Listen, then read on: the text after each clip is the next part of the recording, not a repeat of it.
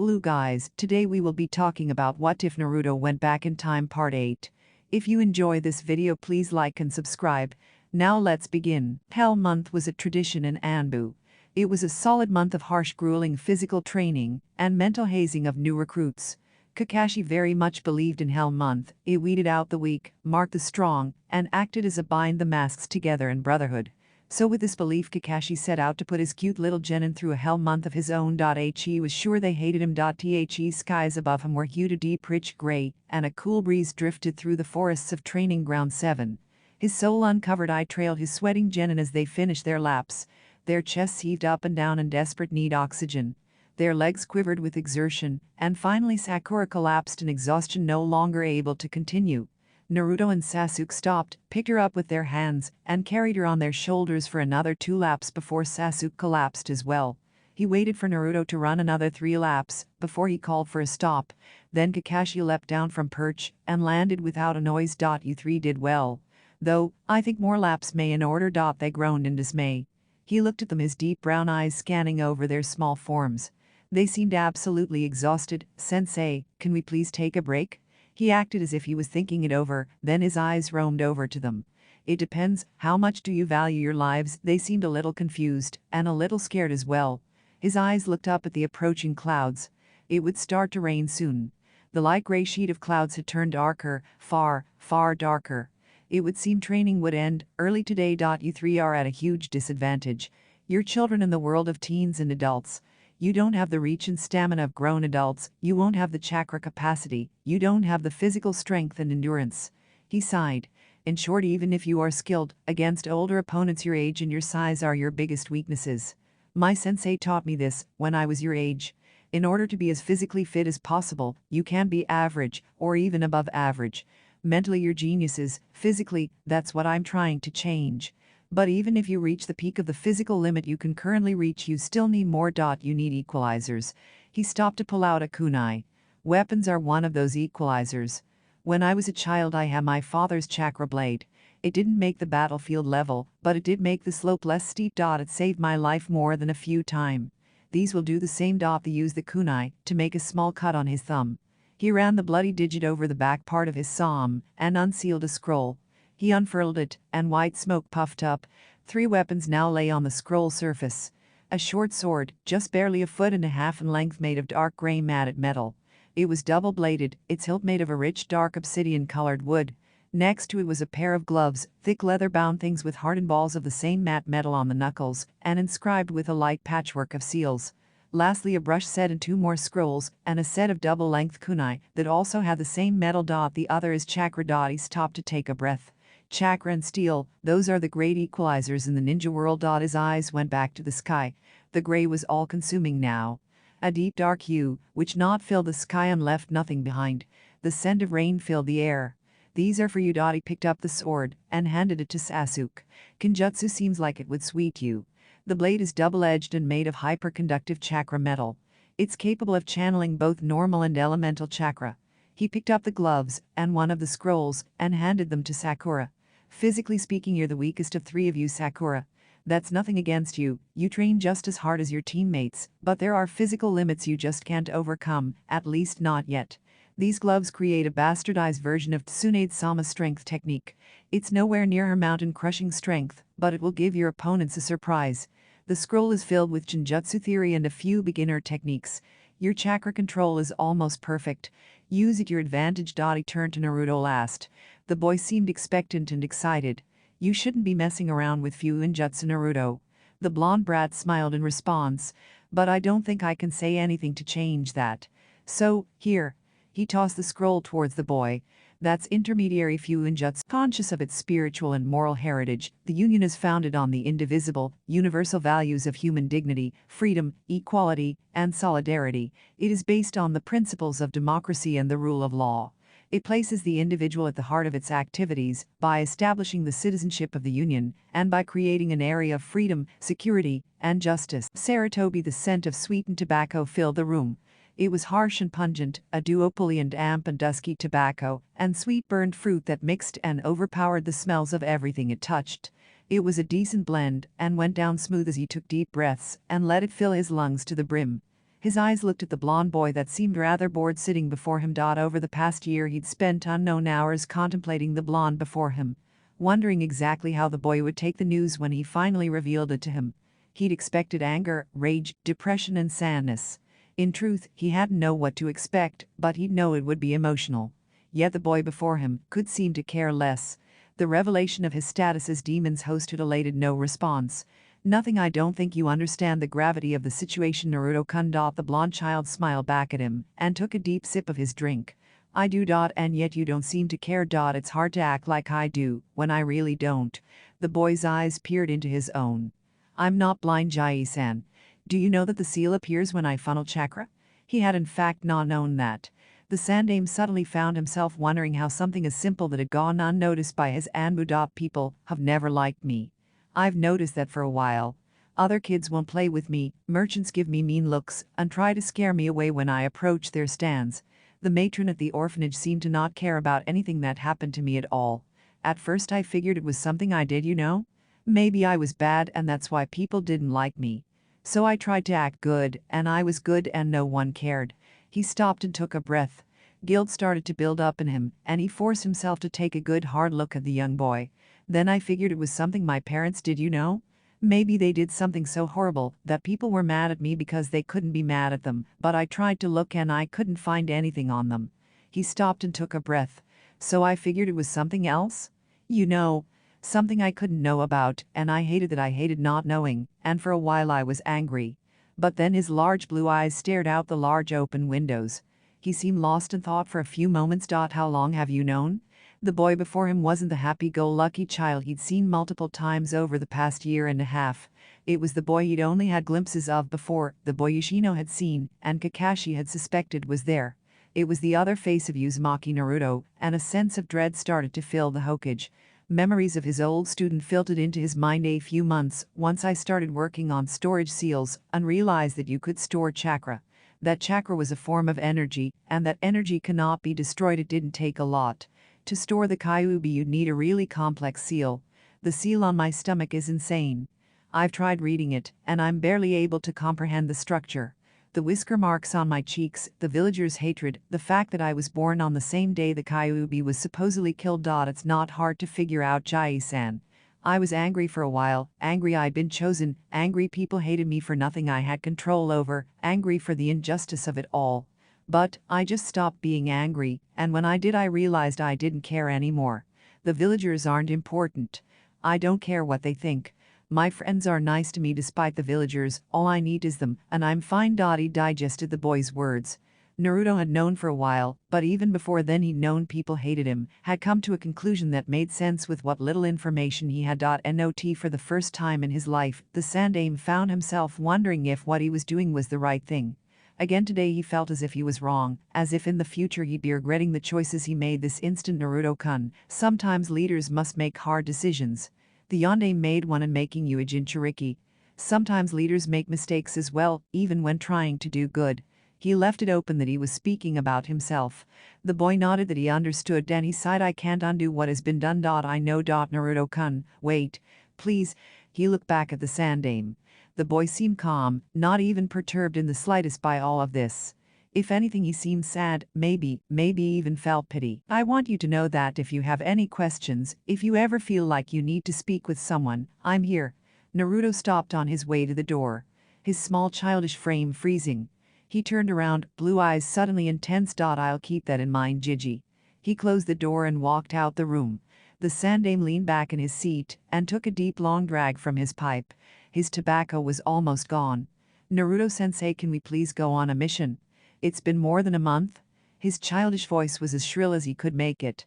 He saw the almost unnoticeable flinch Kakashi did at the sudden sharp sound. He smiled, his eyes beaming with glee. The sun stood behind him, casting his blonde locks with a light halo. He twirled the chakra-sensitive blades Kakashi had given him on one of his fingers. Kakashi cast him a look of earnest confusion, and he signed in annoyance. His sensei was too good of an actor. He turned to Sasuke and Sakura. They seemed to share his sentiments. You think you're ready for missions? We know we're ready, do you now? His eyes had a look, and the three of them shuddered.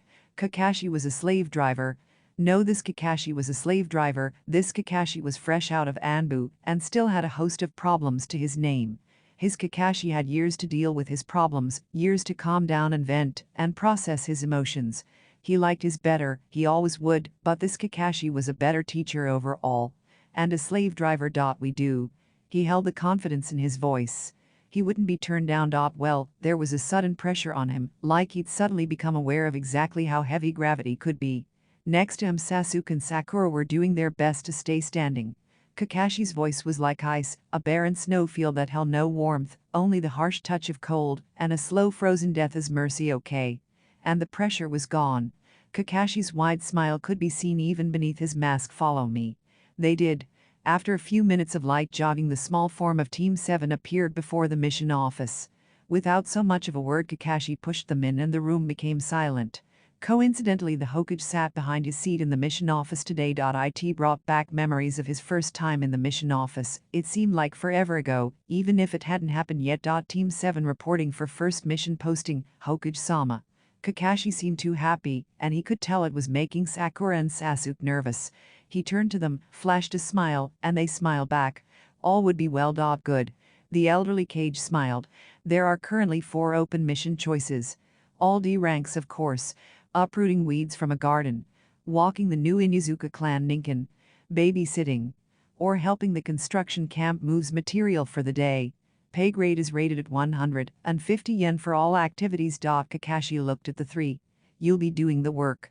You decide what you wish to do. He promptly turned around and let them talk amongst themselves. Naruto took the chance to look at his young friends. I think we should take gardening. That seems like the most boring of them all. Sasuke chimed in. No. He's right, Sasuke-kun.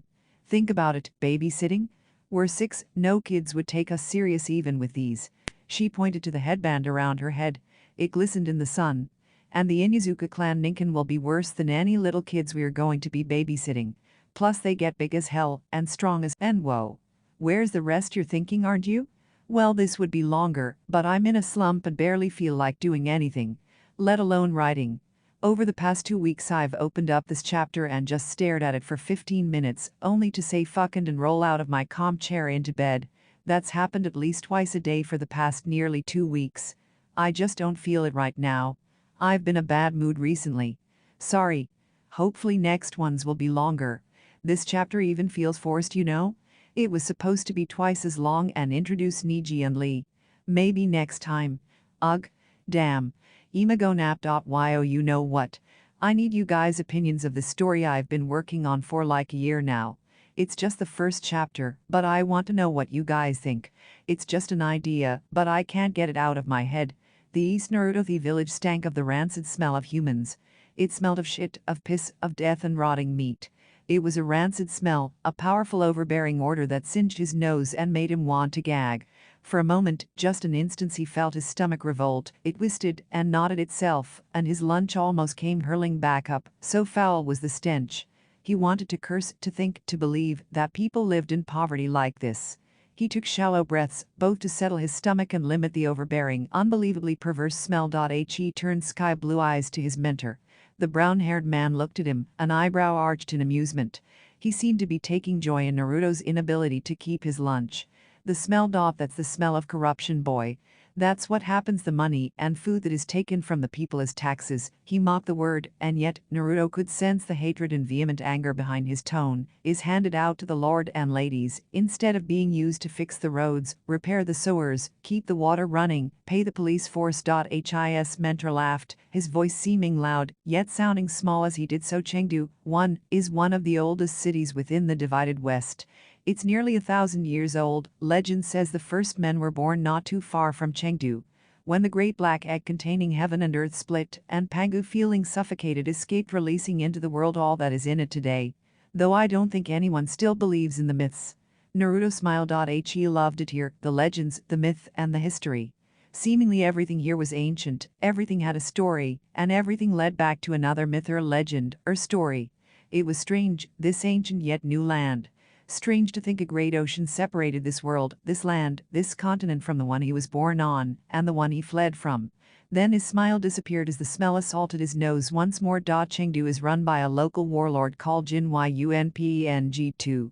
He's a small-time warlord, his power barely reaches past the city limits.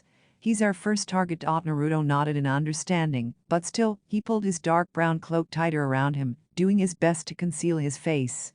Yellow hair was a rarity in these parts, blue eyes even rarer, especially this deep inland. The mainlanders barely had any contact with outsiders and traders, and very rarely did the children of intimate knights reach this far inland. It wasn't impossible, but it was noteworthy enough for casual passerbys to remember his face. Legend says when Pakan broke the egg of the world and freed himself, he looked upon the desolation of the void and howled, such was his anguish at the nothingness he saw. For an untold time he wailed in the nothingness until his tears fell on the egg of the world, and the rivers and seas formed. The leftovers of the egg formed the land. Seeing what he done and created, Pagan sought to bring about something in the nothingness. He made a great sacrifice. He pulled his eyes from his head, making the sun and the moon. From his skin the tapestry of the night was formed. From his bones was the stars birthed. From his blood life came into being. From his mind, man was formed. I don't understand. His brown-clad mentor laughed again. Pagan saw nothingness and realized how horrible it was, how wretched it was. Here there is nothingness in these slums. In these streets children starve, men rob and kills, women and girls sell their bodies. And the wealthy, the warlord and his lords are uncaring or oblivious to it all. Here there is nothing, and from nothing came something.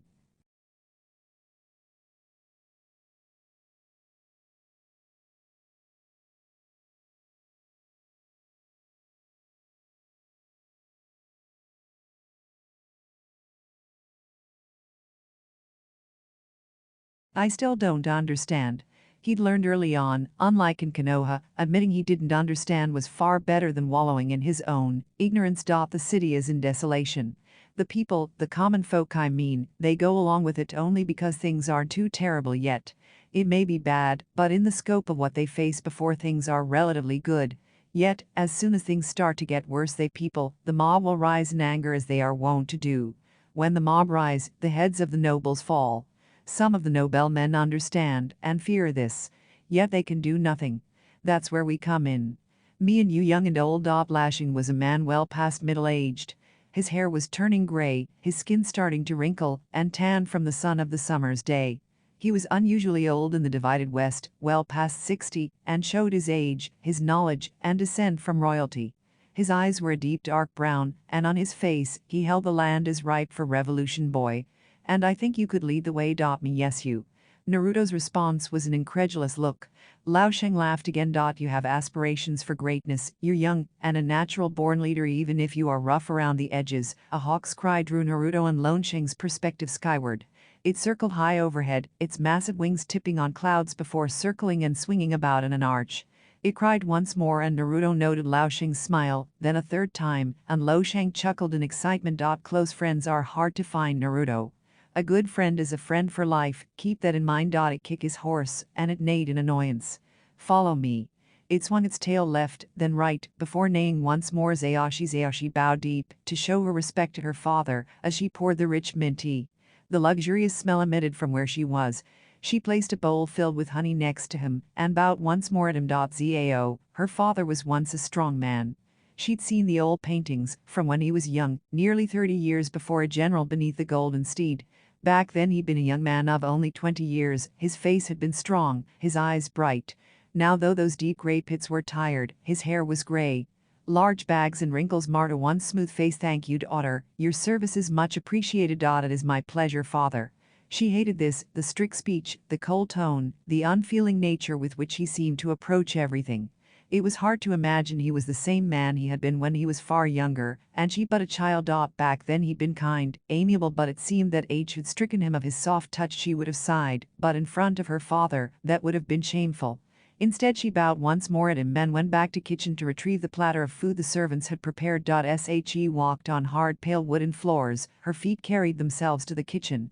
There she saw servants, peasants really, hastily running about trying their best to prepare a meal for her father's unannounced guests. My lady, she turned to the voice that called her out.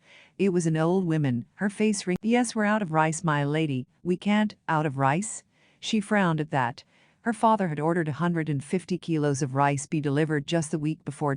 What happened to shipment that was supposed to arrive 2 days ago and never arrived? Were it permissible of a lady of her stature she would have cursed. Instead she let out a long sigh.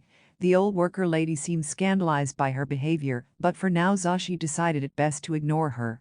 She had an idea of what had happened to the rice, and it angered her to the core. In the old days no one would dare steal from her father. In the old days though, her father had been a man, not to be trifled with. No warlord was. But after the fall of the Jade Dragon, her father was lucky to keep what he had. She reached into her long flowing dress, pulled a money purse from beneath a small pocket covered by a piece of yellow cloth, and counted out 30 golden coins. Go to the market with one of the boys. Buy 20 kilos of rice. Have them deliver it here today, and cook it. Haggle hard and you can keep the difference. The old woman looked at the coins with a gleam in her eye. She would have pocketed some of it anyway, Zashi knew that, but giving her permission to do so would make sure she got a fair deal out of it. With a furl Zashi left the kitchen and started the slow walk back to her father, how to break the news to him. She wondered idly as she walked back from the kitchen. As she approached, she stopped at the calm voices that spoke. It would seem misfortune had befallen them, and her father's guests had arrived. Zhao, my old friend. That was not a voice she had ever heard before. Dare she sneak a look? Indeed she did. She peered around the corner and gasped at what she saw. He may have aged over the years, hair growing gray and old, wrinkles lightly appearing on and around his face, but still his jaw was strong, and his face devilishly handsome. The Jade Dragon. Of all people, to see you again, old friend. The same to you, Lao Sheng. The years have been kind to you, friend. It seems as if you haven't aged a day in the 20 rain seasons since we shared the danger of battle together. I wish I could say the same of you, Zhao. It seems as if for every year I haven't aged, you've aged too, and aged them well. I'm quite jealous. I had dreams of stroking a long white beard when I was young. Now I'm old and dream of dreaming those dreams. I may look young, but do know I feel old. Her father laughed. Her heart skipped a beat. She hadn't heard her father laugh in years. It seemed as if the man had receded into himself, pulling back and back, putting up walls of ice and stone between the man she'd known as her father and the man he was now. It was a thing she'd almost forgotten he could do. Daughter. She'd been caught. Had they known she was there the entire time? My friend's apprentice can be found waiting for his master in the kitchens. Show him around our humble abode. He might be a little strange, but remember that your actions reflect upon our. We're out of rice, my lady. We can't out of rice? She frowned at that. Her father had ordered 150 kilos of rice be delivered just the week before. What happened to shipment that was supposed to arrive 2 days ago? It never arrived. Were it permissible of a lady of her stature, she would have cursed. Instead, she let out a long sigh. The old worker lady seemed scandalized by her behavior, but for now Zashi decided it best to ignore her. She had an idea of what had happened to the rice, and it angered her to the core. In the old days no one would dare steal from her father. In the old days though, her father had been a man not to be trifled with. No warlord was. But after the fall of the Jade Dragon, her father was lucky to keep what he had. She reached into her long flowing dress, pulled a money purse from beneath a small pocket covered by a piece of yellow cloth, and counted out 30 golden coins. Go to the market with one of the boys.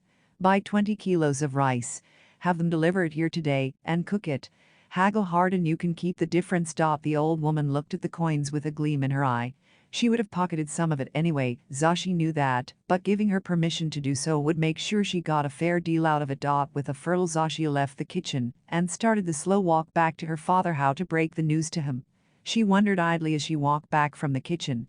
As she approached, she stopped at the calm voices that spoke. It would seem misfortune had befallen them, and her father's guests had arrived. Zhao, my old friend. That was not a voice she had ever heard before. Dare she sneak a look?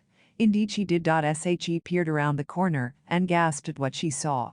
He may have aged over the years, hair growing gray and old, wrinkles lightly appearing on and around his face, but still his jaw was strong, and his face devilishly handsome. The Jade Dragon.